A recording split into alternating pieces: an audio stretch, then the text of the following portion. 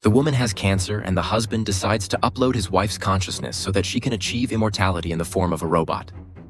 A huge syringe is seen inserted into the back of the woman's head and goes straight to her neural core. And as the data transfer speeds up, her consciousness begins to blur. And when she opens her eyes on the robot's screen, the husband yells that he's done it. 50 years pass, and the family of 4 move into a large, old, but affordable house for a change of scenery to start a new life. The house is located in the suburbs, and the yard is overgrown with weeds. But they are still excited about their new life. As the youngest daughter, Juno, explores the house, she discovers that there are a number of old television screens installed in the house. Some of the equipment is clearly a product of the last world, and her mother, Sam, comes up to her and explains that the house is a smart home, equipped with a centralized control system that connects lights, appliances, and even has other automated features, though the system has been out of service for 50 years and may be long out of commission. Eldest son Fine, however, is interested in the old intelligent system. They look all the way down to the basement, trying to find the core of the device. The basement is dark and humid. The corner of a bulky computer mainframe stands quietly. Fine opened the electric switch, but waited for half a day and also no response. Just after he left, the mainframe issued a low rumble, but just a few seconds later, the entire system once again fell silent. Back to the upstairs Fei-En, and found a robot in the corner. Fei-En and his sister after a night of restoration, and ultimately failed to end. However, late at night when the family was asleep, the robot's screen suddenly lit up. A female virtual face appeared on the screen,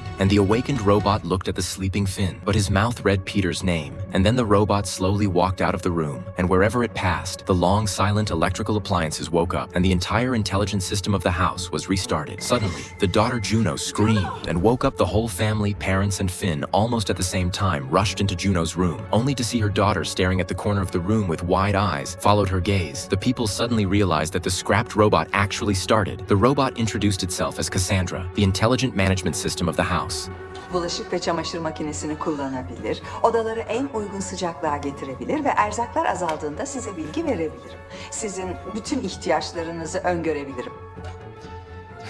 The next day, after her children had left for school, Sam changed into her bathing suit and took a dip in the indoor pool. After her swim, she walked to the side of the pool, grabbed a towel, and wiped off her body. Then through the floor-to-ceiling glass window, she saw Cassandra hoeing the patio. The robot's movements were precise, and its rotating blades mowed the lawn quickly. But just then, an abrupt rock appeared under its tracks. The intelligent system should have been able to detect the obstacle and avoid it. But instead of stopping or dodging at all, the robot violently flung the rock, which flew straight at Sam, and she didn't have time to react. She only felt a sharp pain hit her, and then she covered her waist and fell to the ground. Almost at the same time, Cassandra's voice rang out from the speakers in the house. It had automatically dialed the emergency number. Sam stared at the robot in the courtyard through the glass window, and a hint of uneasiness was born in her heart. Was this really an accident, or did Cassandra do it on purpose?